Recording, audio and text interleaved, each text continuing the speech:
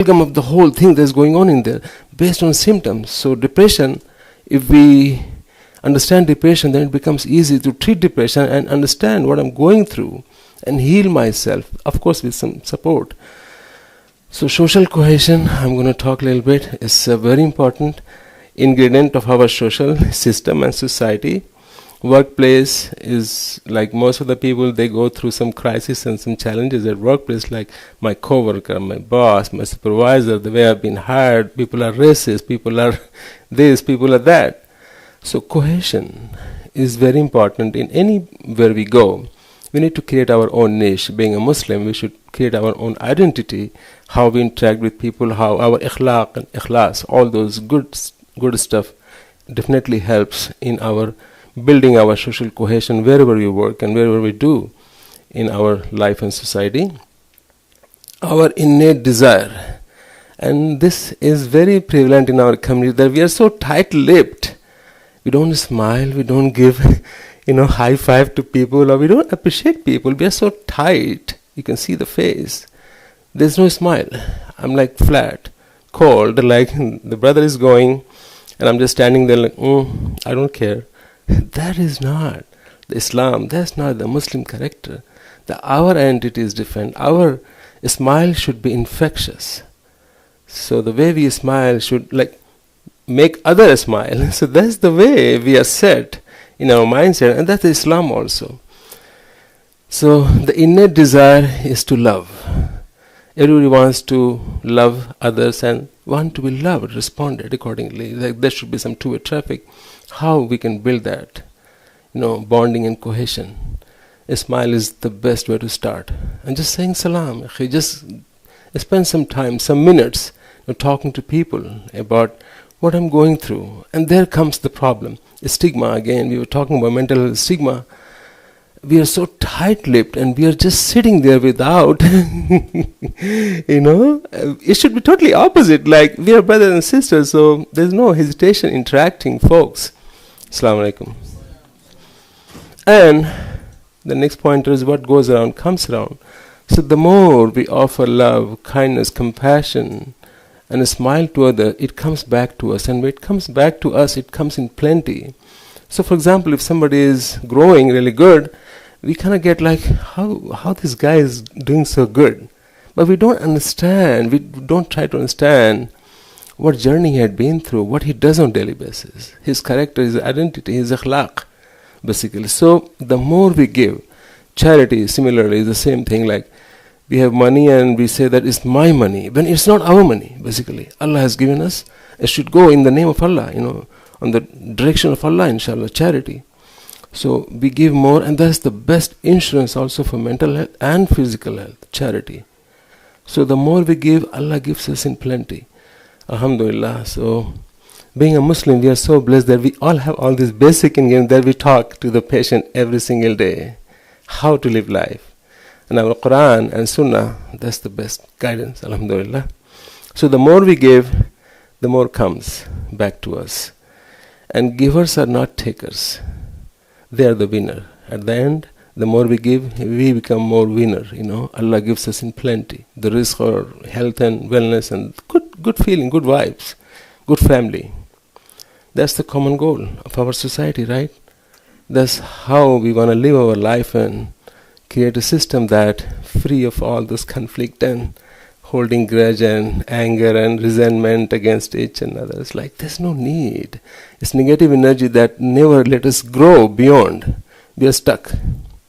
And in mental health, we see patients like 60-year-old, 70-year-old patient comes and they're struggling still with the trauma that they had been through when they were a child. Like 10-year-old. They're talking about 10-year-old. That when I was 10-year-old, I was abused, I was spanked, I was slapped, and I was, going through this situation. They cannot forget that. They cannot let that go. And they carry that burden all their life.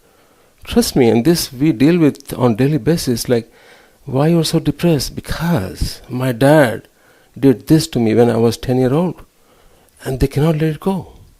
And there's a therapy for that. That's what we do. But letting things go in a proper manner, not ignoring also, is very important. If somebody yelled at me, for example, I'm walking on the sidewalk, and some good human being just came and just like cursed me out.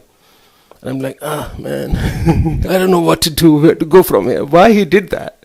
I'm holding grudge and resentment. And I came home, my wife is like, you're okay? Yeah, I'm okay. Okay, but I don't know. And I went to bed with the same emotion, right? Without discussing it with anybody.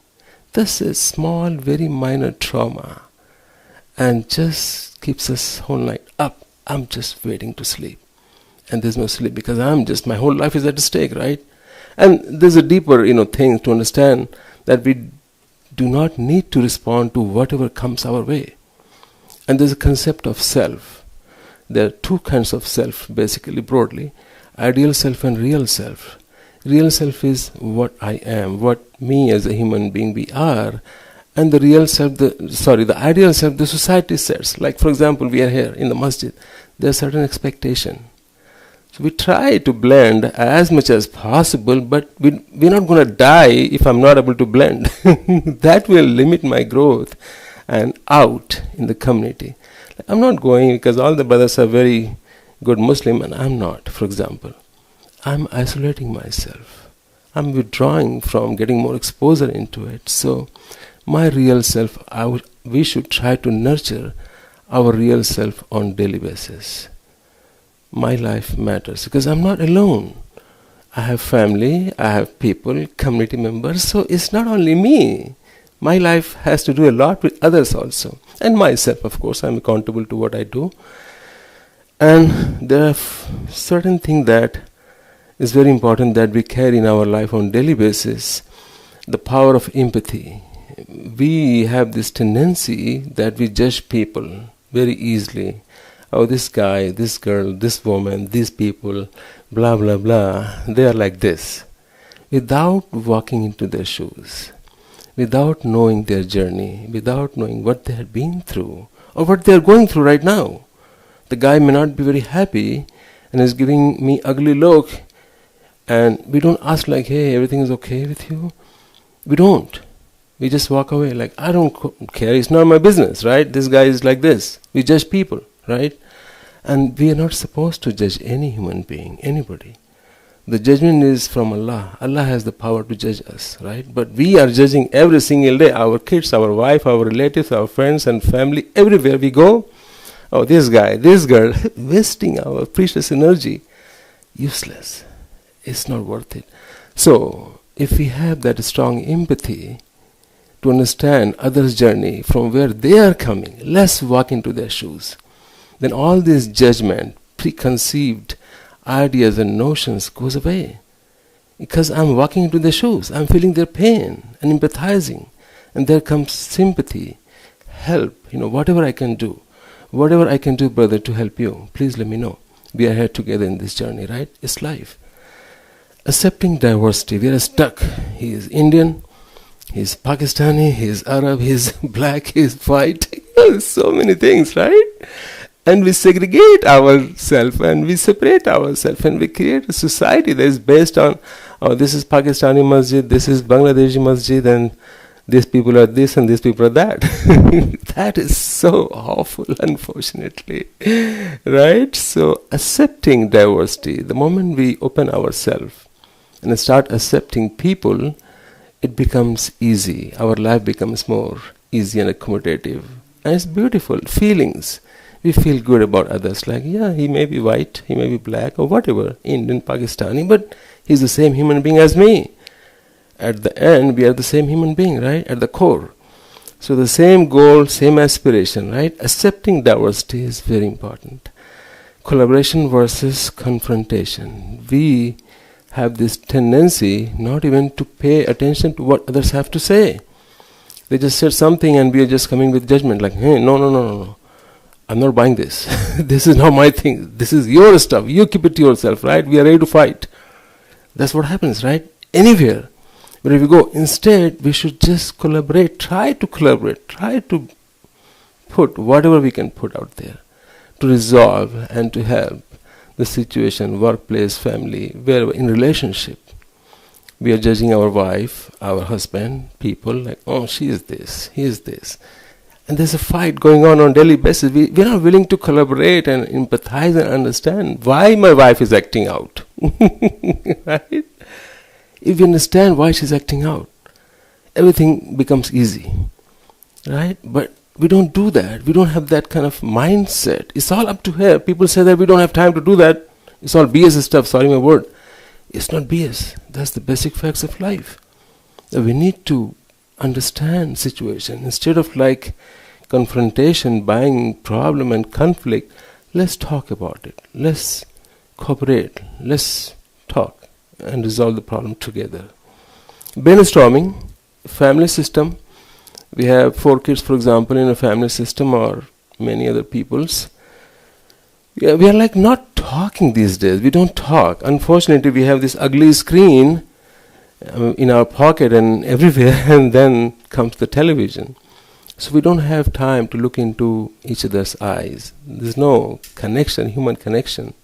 Our connection is limited to text. We are texting our kids, our family member, our wife, our husband, whoever, texting, how are you? Come on. Why you don't come on my face and ask me how I am? Instead of doing that, we are texting, good night, good morning, blah, blah, blah. That is so unfortunate. Astaghfirullah. So, I would highly recommend, especially the younger folks, not to watch reels and shorts on YouTube and other Instagram. And there's so many reels out there. That is just polluting our brain and disturbing our memory. It affects the brain. The research is already out there that the more shorts and the more reels we are watching, it's affecting our memory, long-term comprehension and storage of memory. So if we have to watch anything that is significant and we would like to know something about that area and topic, let's watch 30-minute video instead. Instead of going for 30-second or 1-minute reel, let's spend some time so that we can understand the whole situation and comprehend and process them. Instead of just going like boom, boom, boom, boom, boom, just flipping the screen. Unfortunate.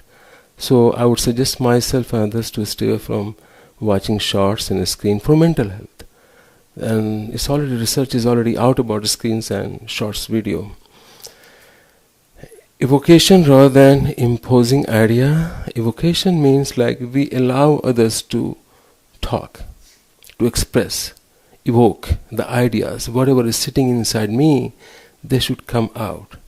Instead of like imposing my way or highway, So if I am like setting that strong rule in my family system or in the community or in the society, that this masjid has this rule you have to follow, it's not going to fly long run. For short term gain, it might be very good that this masjid belongs to this and you have to follow this. So there's no new ideas coming. The growth is not happening. Of course, we are like 50 people, but we will remain 50 people. There's no growth. We need 500 people, but we are stuck with 50 people. Why?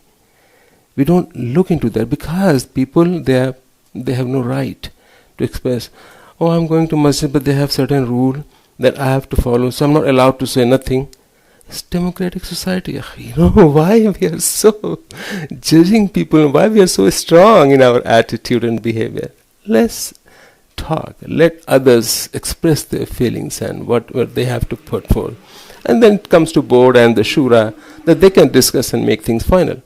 But we should have the freedom and right to express what I have to say.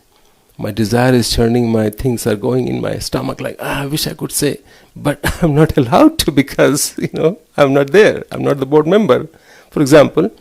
And that is antithetical to the growth of any nice society. Autonomy versus authority, again the same, we were touching on that. Develop and nurture a strategic goal. For any community and society to grow properly, there should be a certain goal. Without goal, there's no life. We have goal that we wake up in the morning, there's a salah. We have to go to work, we have to take shower. All these goals on daily basis, very important to take care. So strategy, Islam means growth, right? Islam is not limited only to rituals and some practices. It's beyond that.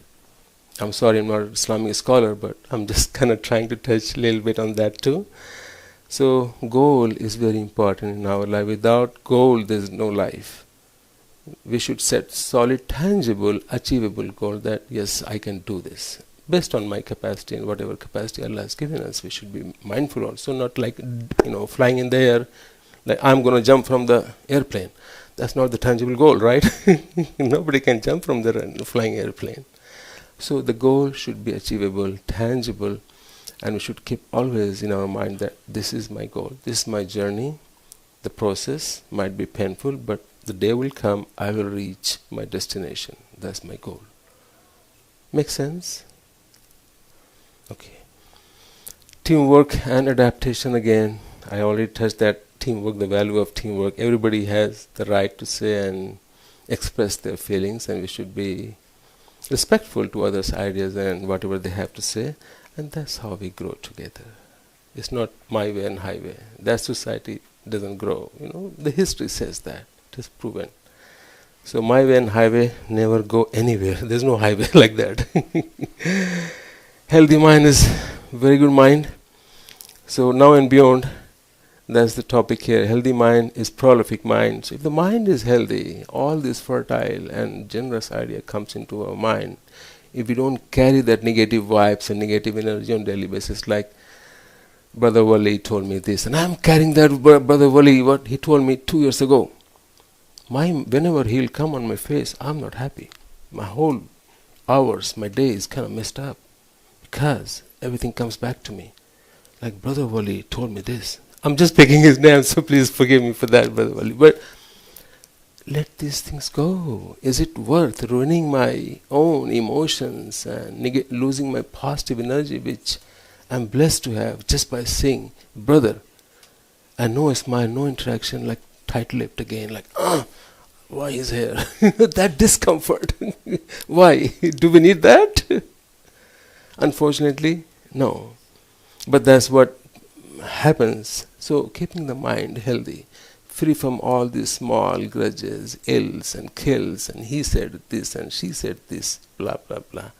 Very negative energy. And it kind of depletes our positive energy that Allah has blessed us with. If the mind is free from all these kills, we have so much energy, mental energy to do good things in our life. We become, very good businessmen, or whatever we do, we grow. Alhamdulillah. But for that, we need to clear the dirt and dust sitting inside here. So, healthy mind is prolific mind, of course. Open forum for conflict resolution in any workplace, anywhere, in family system, anywhere. There should be open forum. Any conflict comes our way, we should discuss together. We should not just walk away like it's none of my business, when it is our business together. It affects the community. It affects me, my mental health, my well-being, my sense of well-being, the feelings, the aura, we call it. Right? When we walk into, the energy is not good. Why? Because people are not looking at each other, they're not talking. So the aura, we feel negative. And that's not the way to go. Passion enhances the productivity and professionalism. Sharing is caring. We touched on those things. So I'm going to touch a little bit on wellness side. So wellness checkups, there's some basic paradigms that we should be very mindful on daily basis, how we can maintain our mental health and wellness. So understanding wellness state, am I sad, depressed? Asking myself, we tend to ignore all these things, how I'm doing. We just feel like I'm a piece of meat. I don't know what I'm doing. Just laying down, eating and sleeping and taking shower, just like basic routine. But we don't check ourselves how I am doing, emotionally, mentally, physically, relationship-wise, family-wise, how I'm doing. We don't. Usually we are so busy doing the same thing on daily basis. So it's very important that we should be mindful on daily basis how I am doing, because my life matters to me and to others, right? So checking on myself is very important, and of course others. But if I'm not doing well myself, how I'll be able to check on others? So to check on others, we need to have that state of mind, that I can, if somebody tells me like, yes, I'm not doing well, I'm hurting today, and if I am already hurting and I'm asking somebody that, how are you doing? And this guy says that, I'm really terrible right now, just leave me alone. And I have the same energy going, and this guy is telling me the same, where we are going. We're not going anywhere, right? We are stuck in the dilemma, like what to do stuff. So checking on my mental health, my well-being, how I am doing today. And if I go out with that mind and ask them, how you're doing, Akhi? And brother say, yeah, I'm not doing well, my brother, my sister, blah, blah, may things happen. We can sit down and talk. If we have free mind and mental faculty and positive energy, asking myself how I'm doing, depressed, am I depressed, I'm sad, I'm anxious, am I stressed out? And there's a way, a solution for everything. There's a way to treat my depression, there's a way to treat my anxiety, reduce my stress, the burden that I'm carrying on daily basis. There's an option for everything. There's a mechanism to cope with life adverse situation. It comes, right? Daily wellness checkup is very important, and ADL, IADL, very important, and we need to create a checklist. Especially the young folks, they should have a checklist. For example, if they leave the bed 6 o'clock in the morning and they go to bed at 10 p.m. night time, or 8 p.m. or 9 p.m. So from 6 o'clock in the morning until 10 p.m., what they're doing, what I am doing, asking myself what I am doing from morning until night time. It's not only 5 times prayer, it's life. It demands much more than that, beyond prayer and beyond the basics, right? So what I would highly recommend myself, and which I have done myself, I'm trying to do it as much as possible, that I divide my day into hours. Like 6 to 7 I am doing this, and 7 to 8 I am doing this, 8 to 9 I am doing this. It's kind of arduous and kind of hard to understand what I'm saying, like initially, like dividing my day into hours, 16 hours or whatever hours we have during the daytime, what I'm doing. And if we allocate, like for example 6 to 7, what I'm doing, I have to brush my teeth, take care of my hygiene, my grooming, take shower, change my clothes, stuff like that. So I did my portion from 6 to 7, what I defined for myself. Then 7 to 8 comes breakfast time or coffee or tea or whatever. So I did that too. From 7 to 8 I was busy doing this. 8 to 9 I have to eat my breakfast. I ate my breakfast really good. I spent some time with my siblings and brother and family. 9 o'clock out to work, for example. For younger kids, like, they have more options to find out. So if I divide my day into hours, our day becomes solid. At the end of the day, there's no hangover like, oh my God, I didn't do this. I didn't call my friend. I allocated my time from 6 to 7 in the evening to call my friend on a regular basis. Am I doing it? No. Did I do my salah? No, because it was not counted in those hours. Did I do a good job with my family, with my wife? Did I have the time to spend with my son or my family? No, because I'm not allocating those things. My bills, my mails, my whatever we do in our life on a daily basis, each human being, they have different life set and expectation from themselves. So if we allocate our, all those things that we have to do on daily basis in our life and divide my day into hours, try it. It gives you so much peace and satisfaction. At the end of the day, when I would go to bed with those accomplishments, I'm going to pat on my shoulder like, hey, you did everything wonderful today, right? Nothing is left, everything is done. Nothing is pending in my life, right? That's the way. Simple. This tool has helped so many people. We don't have any depression if we follow this simple checklist, ADL checklist. Instrumental activity of, activities like making phone calls, paying bill, anything that is executive in nature. That's called IADL. Procrastination and guilt. That's the worst enemy that people procrastinate. And people say, life is hard. I cannot do this. I cannot go to school because, or I cannot take care of this because, I don't know. There's so many things to do. I'm going to do it tomorrow. Right? I'm very exhausted today. I'm stressed out. That's very common language here. People say, I'm stressed out. But tomorrow is another day full of challenge. We ignore that tomorrow, if we ignore today, then tomorrow has another expectation and challenges. So I'm leaving things from today and trying to go in my life tomorrow. How is it going to happen? It's not. Like my socks, for example, stings, and I'm leaving my socks in the bathroom, stinking. And I'm going into the bathroom every day like, man, my bathroom stinks. And I'm spraying some perfume and stuff just to feel good, but that's a band-aid. The root is my socks stinks, but I don't have that stamina and energy to go pull those socks out right away the moment I smell it and go wash them in the sink. Procrastination. I'm going to do it tomorrow, later on, maybe tomorrow. The laundry day comes when I'm putting my socks and underwear and everything on daily basis, and I'm just creating a laundry day. So I'm sitting in all this bad smell and stinking and causing more problem in my life, right? For example, procrastination. Assalamu alaikum. So for Muslims and for common people like us, like there should be no procrastination. Whatever comes in our mind, if it is feasible to get things done, I'm going to do it right away, because tomorrow never comes. Tomorrow is another day, another responsibility, another liability that we have to carry. So people ask about depression. What is depression? All these pending things becomes a mountain slowly. It starts very small. I have to talk to my uncle, for example, and I'm like, I'm going to talk. I don't know when.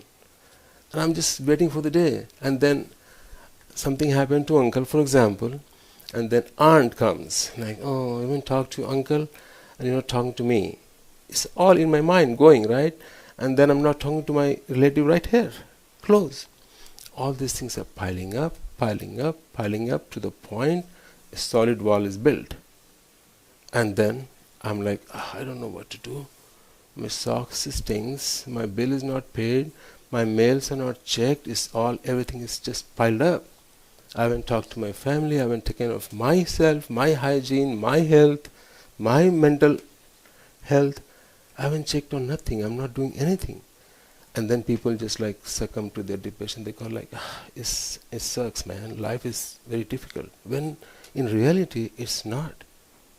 If we start addressing this small issue on daily basis, of course, if it is too many things pending, I'm going to make a small hierarchy to start the easiest thing. For example, which I said prior, like socks.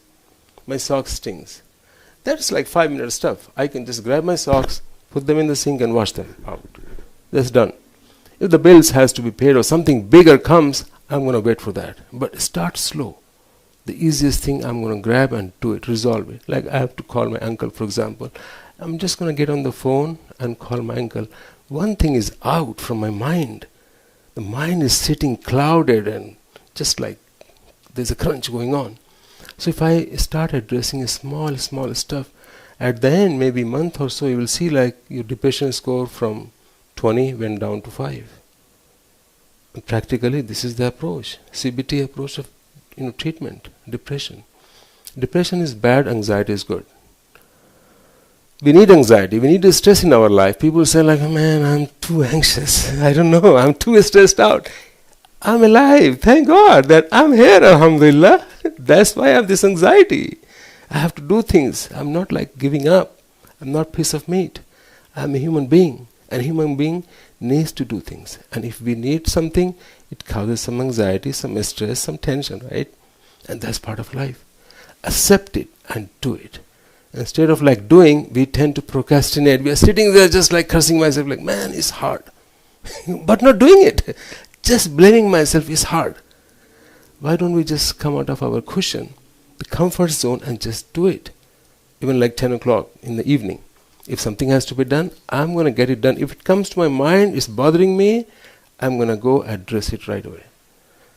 To keep my mind healthy, no depression. People, those who are very pro on doing things on regular basis, they don't leave anything pending, undone, no depression. Stress might be there, there might be some anxiety, but no depression. Because depression is the worst killer. People succumb to it. And they take their life also. There's so many researches. And guilt also. We tend to procrastinate a lot and carry the guilt.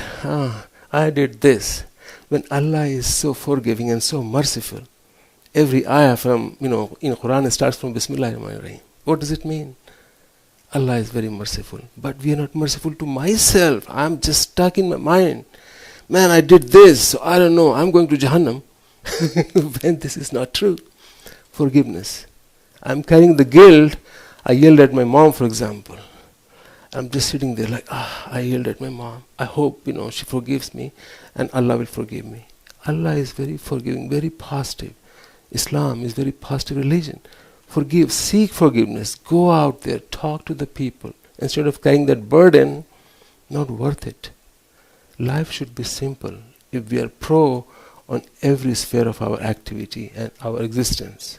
If we touch all the surface, it becomes easy. So instead of carrying guilt, I would try to resolve it. As soon as I feel that I'm guilty of this, seek forgiveness from Allah, go to Allah, make tawbah. Do some salah and make tawbah. Allah will forgive you, inshallah. Right? That's the promise from Allah. So mindfulness is a very hype word in the community. Mindfulness in mental health. Everybody talks about mindfulness. But mindfulness is nothing big. It's not a rocket science. The whole psychology, mental health is not rocket science. It's just being mindful of what I'm doing. So my best mindfulness exercise, I would highly recommend myself, and I try to do that, cleaning my kitchen, cleaning the floor. There's no shame. Cleaning the bathroom. So if mindfulness is like the mind and body working together, solid. So I'm looking at the corner of my kitchen is dirty and the dust is sitting there and the mold might be growing there, right? And I'm paying detailed attention to that cleaning. That is solid mindfulness exercise. So mindfulness, what it does, it takes away the stress. So the cycle of stress that was continuously going on, there's no break.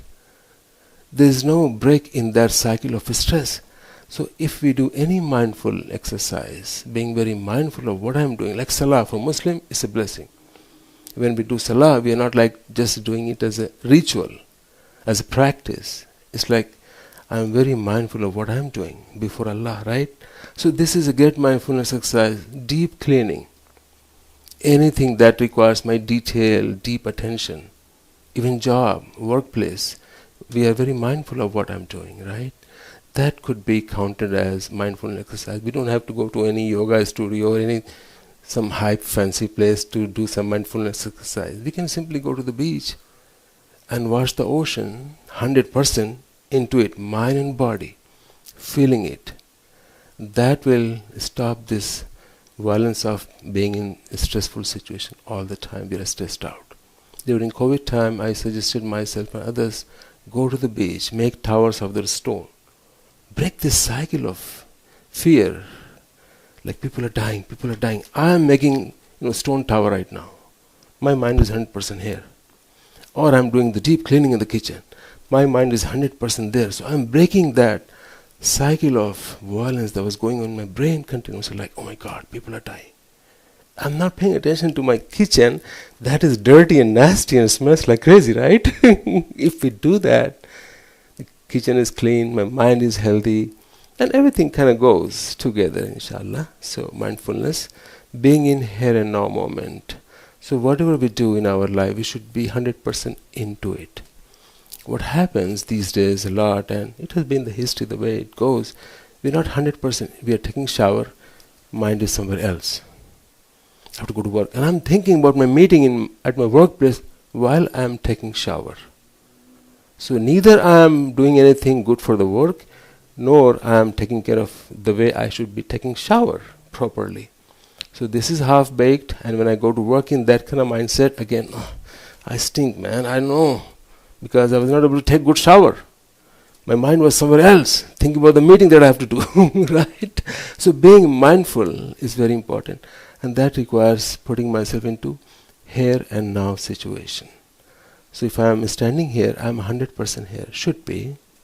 We ought to be and we should be 100% here.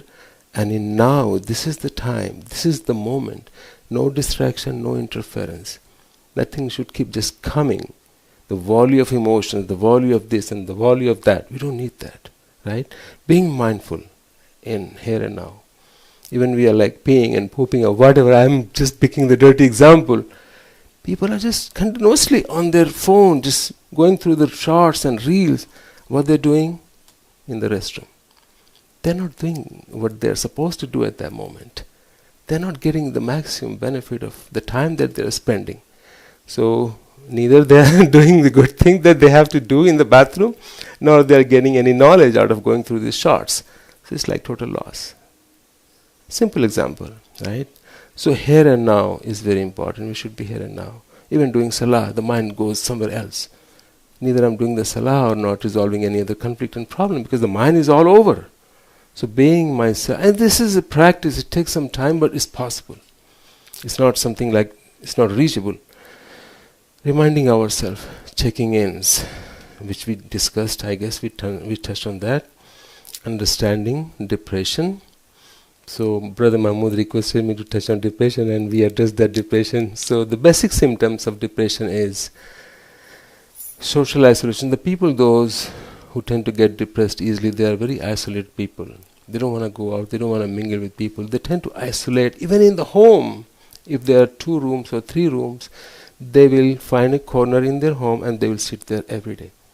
They're not interacting with the visitors or the guests or even their own family, because they are stuck in their mind. I don't want to see nobody. I don't want to do anything. Let me just go find that corner. That's very comfy for me. But that comfortable corner is not comfortable corner. My life stops right there. I'm not thinking beyond that point. So it's always good to have safe cushion and comfort zone, but not to the point that we become piece of meat. We are human beings. We have to grow. We have to do things on daily basis. If we find that comfort in that corner, we're not going anywhere. We're not doing anything literally, right? So social isolation is one of the worst things that people pick, and that is one of the causes based on research also for depression. We are social animal, human beings, so we should try to interact as much as possible with the society. Find my own group, finding my own niche or whatever the group thing, and we should try to engage with the people. Isolation is not the option for us. Lack of interest. So people, they are like monotonous, like there's nothing interest me. I'm just going over the shorts or just watching a screen and going on the phone. There's no interest that we can show it to others. Talk about my interest to others. I don't know what I'm doing. There's no interest in me. Or whatever was interesting to me in the past is no more attractive to me. That's another great sign of depression. Like I was a painter, for example, or artist, or whatever I used to do. I don't want to do this because I don't feel like doing this. I don't have the energy to do this thing. I just don't want to do it. And that leads slowly into full-blown depression, unfortunately. So we should try to keep our interest going and develop more interesting things that we can do. And other basic symptoms could be appetite. People tend to overeat when they're depressed. They just kind of satisfy themselves, like, this is what I can do easily. Let me just go jump into the kitchen or pull something from the refrigerator. In the worst situation, people pick chips and all this junk food and they start munching and eating and ruining their body and health. This is another great sign of depression. If somebody is eating continuously, that's the time that we should ask, like, hey, you're okay? Why are you eating so much chips and all this junk food? Everything's fine? I don't feel good, so this is what I can do. This is within my reach and capacity that I can just go buy chips and eat them and spoil my body and health, right? Not an option for us. Sleep gets impacted also, because all day is gone. I didn't do anything today and I'm overwhelmed. So when I go with that negative feeling and mindset on my bed to sleep and rest, how I'm going to rest? Because I have so many things that is not done. I'm just overwhelmed, and there comes insomnia, full blown, and people take medication. Instead of taking medication, what I would highly recommend myself to go start addressing those things that is causing me restlessness when I'm trying to sleep. Let's talk to my wife, for example, that I was not talking. There's a conflict and tension in the house. I'm not trying to resolve the problem that is going on. I know it, I see it, but I don't have the energy and stamina to resolve it. And I'm going to bed to sleep like, I hope I get a good night's sleep. I will not. Because those problems keeps hammering our brain. And brain needs calm and peace to sleep, which I don't have, unfortunately. Life is a burden. Again, people with depression, they always tell, man, I wish I could just go. It sucks to be here, man. It's so hard. Everything becomes so hard, but it's not. Because we're not doing what we're supposed to do as a human being. I'm taking too much time, I'm sorry. So life is a burden, and then comes anhedonia. Anhedonia means like inability to experience pleasure and joy. I had a person I know, she won the lotto, millionaire. She became millionaire, and she's sitting there like, Somebody did that also last year. So I got the $1 million, so it's okay. Why you're so happy? I'm like, what? You made the million, you're not happy? And she goes, no, it's okay. I just got it. People win. I won. So another number. I'm like, look at this. Total anhedonia. No fun, no pleasure. They don't experience any joy, anything. The kids were born in the house like, everybody has kids. People have kids. So it's not a big deal. They don't feel any pleasure, any fun in anything that is attractive to life. It's just like same plateau they maintain. You won't see a smile on their face no matter what happens in their life. It's okay. And that is totally against Islam. Allah says, Alhamdulillah, for every single ni'mah that we have, Alhamdulillah, right? But we are like, no, we need more. We need $1 billion. For example, million is not enough. We need $1 billion. That never happens, right? Coming out of depression is very simple, as already we discussed, touched on those things. No procrastination. There should be nothing called pending job. Try not to. Keep that in your mind to stay healthy here. No self-loathing. I cannot do this. My life sucks, man. I'm this ugly human being. I don't know. Self-talk. People with depression, that's what they do. They keep cursing themselves and pulling themselves down every day. Like, I'm not good enough. The moment I tell myself I'm not good enough, what happens? All my positive energy is gone. And I'm lost trying to bring myself back into my own life.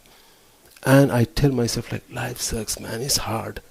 When practically it's possible to come out of that dark zone, right? So no self-loathing. Don't blame yourself. Instead, I would take action. Students, usually they do that, it's very hard, man. The teacher was not good and the subject was very hard and blah, blah, blah. What I am doing, I'm spending hours cursing myself and the teacher and the whole subject. Instead, I'm just going to go start working on it to resolve that is keeping me down. Making sense? This is the way. Simple, very simple. It's not rocket science again. So no self-loathing, no guilt, we touched on that. Acceptance. Not everybody is perfect and not everybody is like blessed to have everything in life. We all are different human beings. Accepting the way I am. Some people they're not happy with their skin color, for example, or the money that they have, or the degree that they have, the family they have. Nothing is perfect in life. Accepting myself the way I am set makes me a solid human being. This is the way I am, If you're not happy, I don't know, May Allah bless you, right? Why I'm pulling myself down that I'm not a perfect guy. My skin is brown, right? Your skin is white. So I'm the same human being, right? The same goal, same aspiration. Accepting myself is very important. Don't keep cursing myself. We should not be cursing ourselves. Self-loathing behavior is not a good habit. So that if we accept ourselves the way we are set in our life, inshallah things will change. Self-care is very important. Whatever we do, people go to gym, exercise, run, walk, socialize. Hygiene and health, very important. People with depression, it's very easy to figure out who has depression going. You will see their hygiene. They're not taking shower, not taking care of their dress, the way they look. It's just like, I don't care, man. My beards are out, or whatever I am. I don't care because this is the way I am. I don't give a damn about how I look. And that affects my whole life, the whole persona for the day. My whole day is messed up because I was not able to take care of my hygiene properly. And again, those things keeps going in my mind all the time. That pulls my negative energy down. The positive energy down. And the negative energy becomes like dominant in our life. So hygiene and health is very important. ADLs, I touched on that. Dividing my day into hours. It's very important that we are accountable for every hour that we spend in our life. Active socialization, we touched on that. Setting goals and action. Setting tangible goals that is achievable, not like flying in the air. That is not the goal that we should be achieving. That the thing that we can achieve definitely as a human being. Setting goals and start working on it. Every day, if we have to make, for example, $100, if we have to save $100, what we do? It's hard to save $100 now. But what we can do, we can put every day $1. and after 100 days we have $100, right? And that is the way we achieve our goal. Simple thing. Like I have to finish this book on chapter. Excuse me. So what I'm going to do, I'm going to start reading, give myself 15 minutes time or 30 minutes time or whatever time is there, so that after 1 week, which I set my goal that I have to finish this book in 1 week, I'm going to spend 30 minutes every single day. After 1 week, this book is over, complete. So setting some goals and start acting on it, taking action, not only goals. It should involve action also. Trust and express yourself. Trust yourself. Don't just pull yourself down all the time like my life sucks or I am this. Allah doesn't want us to do that. Allah wants to love ourselves too. We are good human beings. Every day, every moment is a ni'mah from Allah. Why we are indulging to self-loathing behavior and activity and diminishing my positive energy, pulling myself down every day, cursing myself, not worth it. So trust yourself, and once we start trusting ourselves, the confidence goes up and our level of activity and motivation goes up, because I know that I can achieve this goal. So trust is very important, that we should be trusting ourselves, and of course Allah is there to help. Communicate is very important, that we communicate our feeling to others. We should not go in the corner and hide, like I'm hurting but I'm not going to tell it to my dad or mom or whoever, or Sheikh, Yasir. If something is going on, talk about it. Don't just isolate and just don't go silent on it. Silence is the worst killer. It's not gold. People say silence is gold, but it's not. It's the worst killer. Bring yourself out. Talk about your problem. Communicate. Seek professional support just in case if the situation goes beyond control. Don't hesitate. There's no stigma. Again, if we get sick and we get fever and whatever symptoms, we always go to the doctor, right? Like, let me just go and check it out, right? What it is. Take some Tylenol. Mental health, very important. That affects our physical health. If the mind is healthy, we don't get sick. You have seen, and this is based on research also, like the people, those who are very healthy mentally, they don't get allergies, they don't get easily sick. Their immune system becomes solid just by having that solid mindset. So these are some of the stuff that I was here to talk, and please never hesitate to reach me again. I'm always reachable. Text me or call me or email me. I'm always reachable. Any question, please. This is open forum, so please bring any question if you have.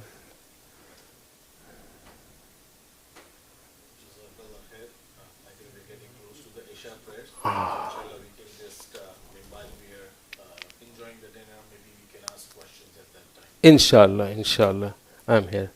So my number is 760-481-4819. I may not be able to reach over the phone, but please text me whenever you guys need anything. I'm always there, inshallah.